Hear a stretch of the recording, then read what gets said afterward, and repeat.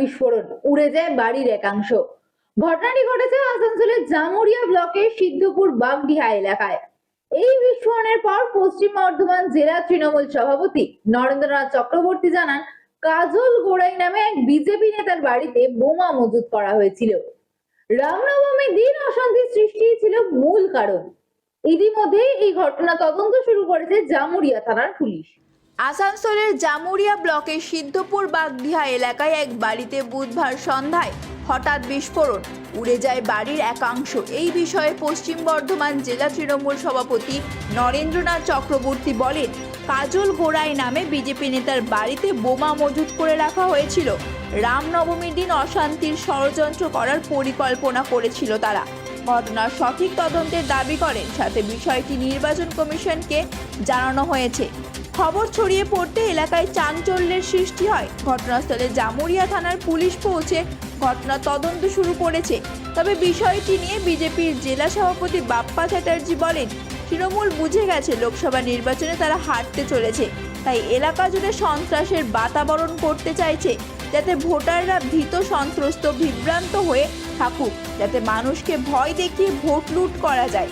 কারণ বিজেপি প্রার্থী SS আলুওয়ালিয়া হওয়ার পর তাদের ভয়ের সঞ্চার হতে শুরু করে দিয়েছে। কারণ তাদের প্রার্থী মার্কেটে নেই, তাদের প্রার্থীর বিরুদ্ধে নিখোঁজ পোস্টার পড়ছে, তারা সন্ত্রাসকে অবলম্বন করে এগিয়ে যাচ্ছে। তিনি বলেন, ঘটনার নিরপেক্ষ CBI তদন্তের দাবি করছি এবং দোষীদের শাস্তির দাবিও করছি। তবে লোকসভা নির্বাচনের আগে এই বিস্ফোরণের ঘটনায় এলাকায় সৃষ্টি হয়েছে চাঞ্চল্য।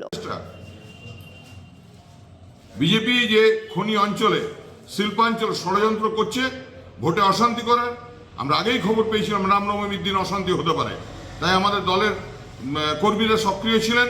প্রশাসনকেও আমরা অনুরোধ করেছিলাম, প্রশাসন সক্রিয় ছিল। তাই এরা সন্ধ্যেবেলাতে এরা বড় অশান্তি করার চেষ্টা করেছে, তাই এই বোমা বিস্ফোরণ। প্রকৃত যা হওয়া দরকার ওদেরকে গ্রেপ্তার করতে হবে অবিলম্বে। নির্বাচন কমিশনকে আমরা জানিয়েছি, নির্বাচন কমিশনকে কমপ্লেন করা হয়েছে যে ওই দিক থেকে একদম মানে ফট করে একদম ফুটোই দিয়েছে, নিয়ে সব একদম চিৎছাতুর করে দিয়েছে। মেয়ে আমার ভয়ে একদম ঘর ঢুকে গেছে। ঘরে যেয়ে আমার ছেলেকে ফোন করে যে তোমরা বাড়িতে এসো, বাড়িতে একটি বোম নাকি ফুটি গেল খুব জোর, তাই বললে। তখন আমরা এলাম ঘরকে, এসে পরে দেখছি স্যার এই অবস্থা এরকম হয়ে আছে। স্যার দেখুন, আমাদের কারোর সঙ্গে এমনি শত্রুতা কিছু নাই। আমাদের দুর্গা ঠাকুর নিয়ে একবার ঝামেলা হয়েছিল এই পাশের বাড়ির সঙ্গে, সেই জন্য ওদের সঙ্গে আমাদের কোথা বা কোনো কথাবার্তা কিছু নাই। ওদের মেয়ে ছেলেরা ইঙ্গিত ঠাট্টা করে, তবুও আমরা চুপ করে থাকি। পার্টিকে জানাই আর করি, দেখো ওরা গাল ঠাট্টা ইয়ে করছে, তো আমরা কিছু বলি না। সেটা বাড়িতে আপনারা ছিলেন? হ্যাঁ, আপনারা বাড়িতে ছিলেন তখন? না, তখন আমি ছিলাম না, আমার ওই মেয়ে ছিল। ওই মেয়ে বলবে, বলুন দেখুন। কি নাম আপনার? আমার নাম রায়ধনী শীল। দেখুন, আজকে যে ঘটনাটা জামুরিয়ায় ঘটেছে সেটা আমরাও খবর পেয়েছি। পশ্চিমবাংলায় বোম বিস্ফোট হওয়া এটা খুব ন্যাচারাল ব্যাপার। আর ভোটের সময় যেভাবে তৃণমূল বুঝে গেছে যে তারা হারতে চলেছে, তারা এলাকা জুড়ে একটা সন্ত্রাসের বাতাবরণ তৈরি করার চেষ্টা করছে। তারা চাইছে ভোটার যাতে ভীত, সন্ত্রস্ত, বিভ্রান্ত থাকুক, যাতে মানুষকে ভয় দেখিয়ে ভোট লুট করা যায়। কারণ তারা জেনে গেছে যে আমাদের প্রার্থী আলুওয়ালিয়াজি হওয়ার পর থেকে তাদের মধ্যে একটা ভয়ের সঞ্চার হতে শুরু করে দিয়েছে। কারণ কি, তাদের প্রার্থী মার্কেটে নেই, তাদের প্রার্থীর বিরুদ্ধে নিখোঁজ পোস্টার পড়ছে। তারা এখন সন্ত্রাসকেই অবলম্বন করে এগিয়ে যাচ্ছে এবং যে ঘটনাটা আজকে ঘটেছে সেটা তৃণমূলের প্ল্যান্টেড ঘটনা। এবং এই ঘটনার পেছনে আমরা চাই যে নিরপেক্ষভাবে যাতে এর CBI তদন্ত হয় এবং যারা দোষী তারা যাতে শাস্তি পায়। কারণ কি, খাগড়াগড়ের দোষীরাও শাস্তি পাক। মুর্শিদাবাদ, মালদা জুড়ে যে বোম বিস্ফোট চলছে, বোমের যে ফ্যাক্টরি তৈরি হয়েছে, তারও CBI তদন্ত হোক এবং পুরো বাংলাকে যে সন্ত্রাসের পীঠস্থান বানিয়ে রেখেছে তৃণমূল কংগ্রেস, তার পূর্ণাঙ্গ তদন্তের দাবি জানাচ্ছি এবং যারা দোষী তাদের অবিলম্বে কঠোরতম শাস্তির দাবি জানাচ্ছি। আজকে জানতে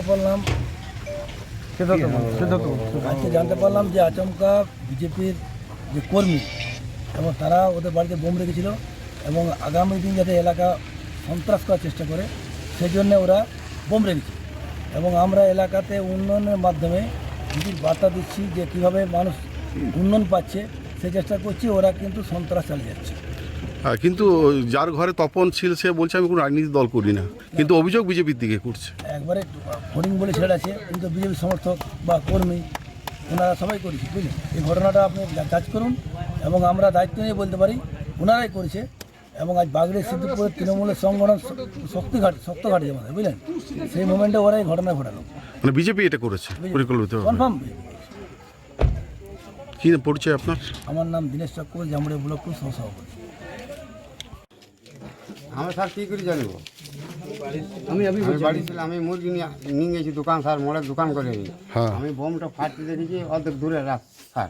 আচ্ছা। আমাদের বাড়িতে কেউ ছিল না, খালি আমার একটা বৌমা ছিল আর একটা আমার মেয়ে ধরুন। ও বাথরুম গেছিল এখানে। ও এসে আমি দেখছি যে গেছে হাল্লা হয়েছে, বলছি দেখো এইখানে আমাদের বাড়িতেই মনে হয় বম ফুটে গেল। আমি মুরগির দোকান এনে পথে আমি গোটাই নামা গুজো করলাম, সব ভাগাগুছি করলাম, দিয়ে এসে দেখছি না স্যার এই অবস্থা। আমি দেখছি তাহলে 70 বেটা আমার ওয়ারাই, কারা? ওই যেই ফাটাইছে বমটো মদন করাই 70 আছে স্যার। আমাদের পুজোর দুর্গা পুজোয় বিসর্জনের যে ঝামেলা, আমাদেরকে মারবো করিয়ে প্রায় দিনই ঝামেলা হয় স্যার। ওরা ঝামেলা করে। আপনি কোনো রাজনীতির দলের সঙ্গে যুক্ত? না স্যার, আমরা ওই সকল মানুষ নয় স্যার। আমরা আচ্ছা, যার বিরুদ্ধে অভিযোগ স্যার রাজনীতির দল বেড়ায়, কি করে? ও বিজেপি পার্টি করে স্যার। আপনি কোন রাজনীতি করেন? না না, আমি কিছু দেই নাই। আমি স্যার গরিব স্যার, আমরা খেটে কমে খাই। দুর্গা কি নাম আপনার? আমার নাম তপন শীল। তার এক মিনিট। বাচ্চাকে সঠিকভাবে বড় করতে, যদি বাচ্চাকে ভালো করে বুঝতে পারি, জানতে পারি, চিনতে পারি, তাহলে কিন্তু আমাদেরকে মানুষ করতে অনেক সহজ হবে। আমরা একটা উপায় আমাদের কাছে আছে, DMIT, demographics multiple intelligence test. আমরা আজকে একটা অদ্ভুত জিনিস নিয়ে কথা বলবো, যেই জিনিসটা আমরা সবাই চাই বাচ্চাকে সঠিকভাবে বড় করতে, এবং বাবা মা হিসেবে বাচ্চা যাতে বাবা মার চেয়েও আরও ভালো শাইন করে, আরও ভালো যেন কাজ করে, সেটা সব বাবা মাই চায়। এর জন্য আমরা যদি বাচ্চাকে ভালো করে বুঝতে পারি, জানতে পারি, চিনতে পারি, তাহলে কিন্তু আমাদেরকে মানুষ করতে অনেক সহজ হবে। আমরা একটা উপায় আমাদের কাছে আছে, যেই একটা টেস্টের মাধ্যমে, সেই টেস্টটার নাম হচ্ছে DMIT, demographics multiple intelligence test. এই টেস্টের মাধ্যমে আমরা বাচ্চার ইনবর্ন ট্যালেন্ট, ইনবর্ন স্ট্রেংথস, বাচ্চার এরিয়াস অফ ডেভেলপমেন্ট, বাচ্চার কোন দিকে ন্যাক আছে, বাচ্চা কীরমভাবে পড়াশোনা করতে চায়, কীরমভাবে লোকের সঙ্গে মিশতে চায়, এই সব জিনিসগুলো আমরা বাচ্চার সম্বন্ধে জানতে পারবো সঠিকভাবে। যদি আমরা এটা জানতে পারি, তাহলে আমরা বাচ্চাকে সেই রকমভাবে তৈরি করতে পারবো, এবং তৈরি করতে পারলে বাচ্চা ভালো ফল করবে, শুধু পরীক্ষায় নয়, জীবনও সে ভালো করে দাঁড়াবে, যেটা সব বাবা মার ইচ্ছে। হ্যাঁ, আমরা আজকে এখন দেখাবো এই যে অদ্ভুত যে প্রসেস বা অদ্ভুত যে একটা টেস্ট, সেই টেস্টটা কি করে হয়। যে টেস্টটার নাম DMIT, demographics multiple intelligence test. Saugata, এবার তুমি শুরু করো। আমরা একটা ফিঙ্গারপ্রিন্ট মেশিন নিয়ে এই কাজটা করা হয়, এবং এই ফিঙ্গারপ্রিন্ট মেশিনে কিন্তু শুধু DMITর জন্যই কাজগুলো করা যায়। প্রথমে আমরা লেফট হ্যান্ডগুলোকে আগে নেব, তারপরে আমরা রাইট হ্যান্ড নেব। এই দুটোরই আমরা ফিঙ্গারপ্রিন্টগুলো নেব, এবং 3 রকম শেপে নেব, সামনে সাইড 3 রকম করে নেব, যাতে করে আমরা অ্যাকুরেট টু অ্যাকুরেট রেজাল্ট পেতে পারি। অনেকেই একবার নিয়ে রেজাল্ট বের করে, কিন্তু সবচেয়ে বেশি অ্যাকুরেট চাইতে হলে একটা ফিঙ্গারকে 3 রকম অ্যাঙ্গেলে নিয়ে আমরা এই কাজটা করি। আপনারা দেখতে থাকুন কীরকমভাবে টেস্টটা হচ্ছে, এবং একটা সফটওয়্যারে আমরা এই ফিঙ্গারপ্রিন্টসগুলোকে তুলে নিচ্ছি, এবং তুলে নেওয়ার পরে আমরা সেই রিপোর্টটা, যেই কাস্টমার আমাদের সঙ্গে করলেন রিপোর্টটা, সে ওই রিপোর্টটা পায়, এবং তারপরে আমাদের একজন সাইকোলজিস্ট আছে, যিনি টোটাল রিপোর্টটার উপর একটা কাউন্সেলিং করেন, এবং সেই কাউন্সেলিংয়ে একটা entire discussion between the parent and the councillor হয়, যাতে করে বাবা মা বুঝতে পারে তার কোথায় স্ট্রেংথ, তার কোথায় এরিয়াস অফ ইমপ্রুভমেন্ট, তার পার্সোনালিটি, তার কি ইচ্ছে অনিচ্ছে, পড়ার স্টাইল, এবং কোন দিকে সে বড় হয়ে ভালো রোজগার করতে পারবে, বিজনেস করবে না চাকরি করবে, চাকরি করলে কোন স্ট্রিমে যাবে, সব কিছু সে কিন্তু বিশদভাবে বাবা মা জানতে পারে।